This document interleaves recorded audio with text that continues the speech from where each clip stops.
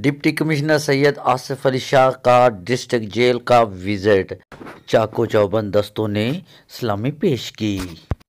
Jail के अंदर कैदियों पर नज़र रखने के लिए सीसीटीवी कैमरों के लिए कैम किया गया। कंट्रोल रूम का भी विजिट किया।